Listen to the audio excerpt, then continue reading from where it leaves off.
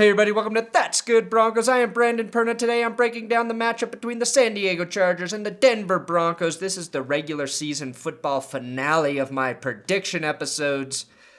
Philip the Joker Rivers is coming to town. The Broncos need a win to secure that first round bye. And if for some reason, if some miracle happens and the Dolphins beat the Patriots, the Broncos will have the number 1 seed and home field advantage.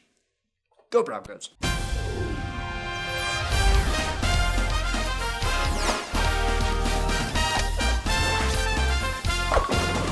This game is in Denver. It may be the last time the Chargers have the name San Diego in front of them, and the weather for you diehard fans will be a balmy 46 degrees. The Broncos will get the half-point home field advantage here, despite 2 divisional losses at home this season. Gary Kubiak versus Mike McCoy.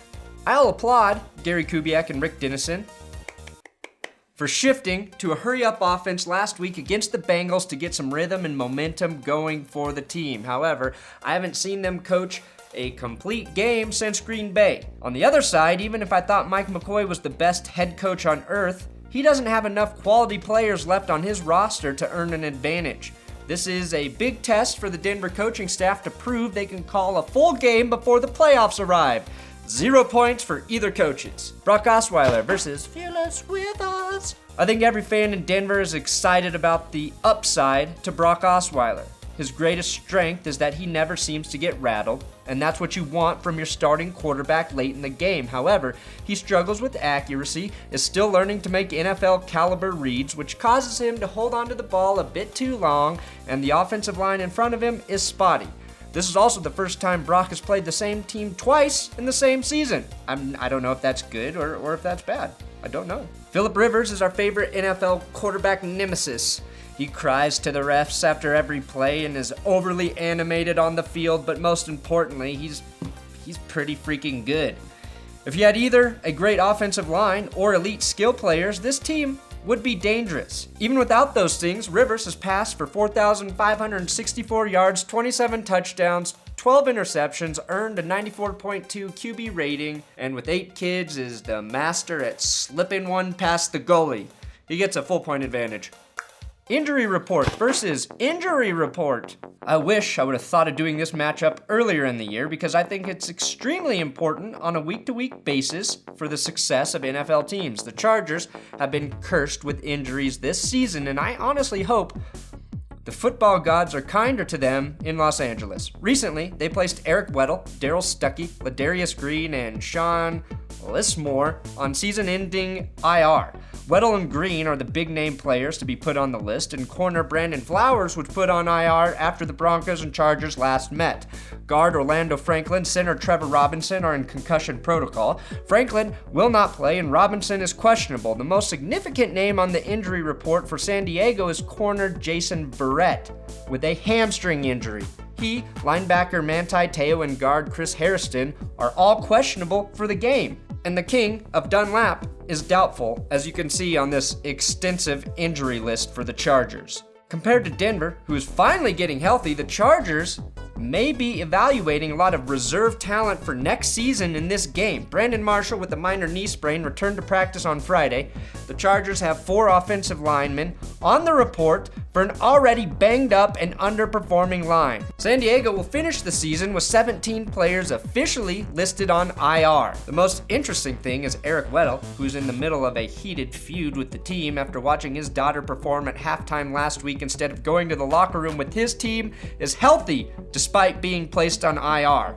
Weddle reportedly was running wind sprints at practice this week to stick it to Dean Spanos. If Weddle really wants to screw the Chargers, he can sign for cheap with the Broncos this offseason to bolster an already deep and strong safety group. A healthier Denver team gets a full point advantage, especially with that offensive line being held together by thread.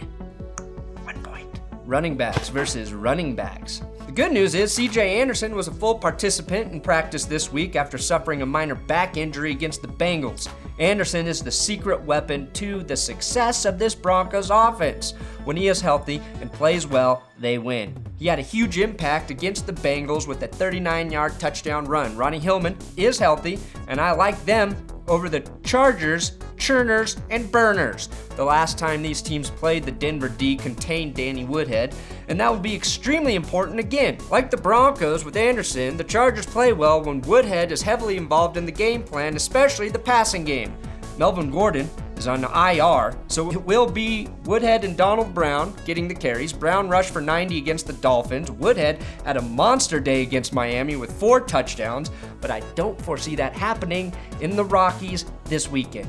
I'll give Denver a 0.25 advantage here and pray that Anderson sees more carries this Sunday.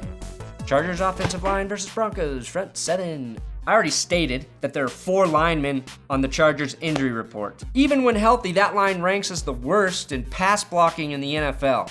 The only spot San Diego is both good and healthy is at the right tackle position with Joe Barksdale. So expect Von Miller and him to have a formidable battle. We know the Broncos are going to win this matchup, and what I really want to see is DeMarcus Ware find that burst he had before hurting his back. This is a perfect game for him to hone his play before the postseason begins. Broncos, full point advantage. Broncos receivers and tight ends versus San Diego secondary. Any success in this area for San Diego heavily depends on Jason Verrett's health. Hamstrings do not heal quickly, and that's what's kept him out of practice all week. That leaves Patrick Robinson, who is pretty good, and Craig Major to lock down Demaryius Thomas and Emmanuel Sanders.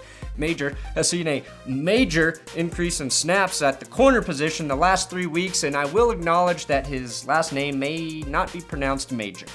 Could be Major? With Weddle and Stuckey on IR, the safety position is shallow and will be manned by Joseph Adai, Adrian Phillips, and Jimmy Wilson. Oh wait, that's right, they cut Wilson on December 15th. Sorry San Diego, you don't really have any safeties, do you? If Emmanuel Sanders, Demaryius Thomas, Owen Daniels, Jordan Norwood, Benny Fowler, Virgil Green, and possibly Vernon Davis do not torch these guys, we should be concerned. Their goal should be complete first half domination, score 6 touchdowns so that none of them really have to play in the second half. This is the most favorable matchup these guys have seen all season, but I'm only giving them a half point because I still have trust issues with this group. Broncos O-line versus Chargers front 7. Not much has changed since the last time these two beastly groups of men played. Denver still isn't very good on the line, and the Chargers' strength is on the edges with Melvin Ingram and Jerry Atauchu. Manti Te'o hasn't played well this season, and he too is dealing with an ankle injury. Last time Ingram faced Schofield, he had a sack and 2 hurries. I'd also keep an eye on linebacker Denzel Perryman, who is coming along nicely for a rookie linebacker. The key to this game, like the last two, will be if Gary Kubiak and offensive line coach Clancy Barone get Michael Schofield some help. Just do it! Barone is one of the few holdovers dating all the way back to the Josh McDaniels era, and with the struggles on the line, I'm starting to question what he's getting from this group of players. I'd like to see Denver use Tyler Columbus in place of Schofield, or in rotation, or double stacked with 2 tackles on that end. Brock needs protection, unless the plan is to let Brock get hurt so they can put Manning back in. If Schofield receives no help, I'll assume this is John Elway's way of getting Manning back onto the field while also avoiding any controversy. Half-point advantage for the Chargers.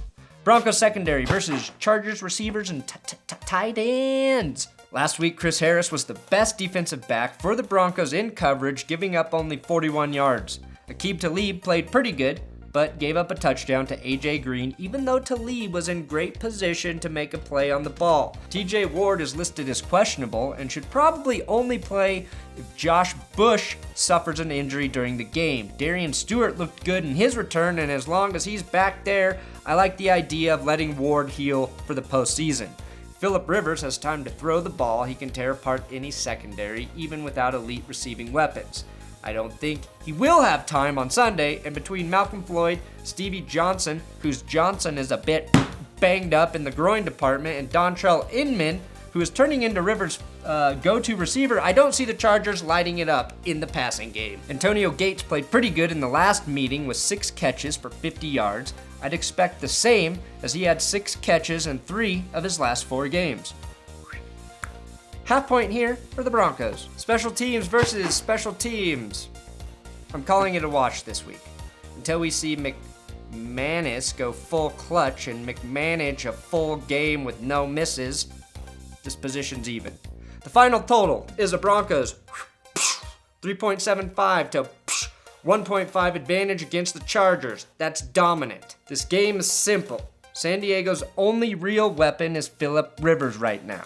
This team is the worst the Broncos have played all year, and they are decimated with injuries. The Broncos must win for a first-round bye, which would allow them to heal up rather nicely for the playoffs. I believe the Broncos need to dominate this game and score a lot of points to take that next step as a complete team. If they let the Chargers hang around, we should be a little bit worried about how they will fare in the playoffs. I want a blowout. I expect a blowout, but I will pick a cautious 24-17 victory against the final days of a San Diego football team. Thanks for watching another episode of That's Good Broncos. Make sure you subscribe here. Follow me on Twitter at Brandon Perna, and check out the website I make videos for, milehighhuddle.com. We've got tons of Broncos news. It's all we do, and we are crushing it there. Also, thank you for watching all of these preview videos all season long. They're a lot of work, but they're a lot of fun to make, and I'm glad you guys think I sound like I know what the fuck I'm talking about.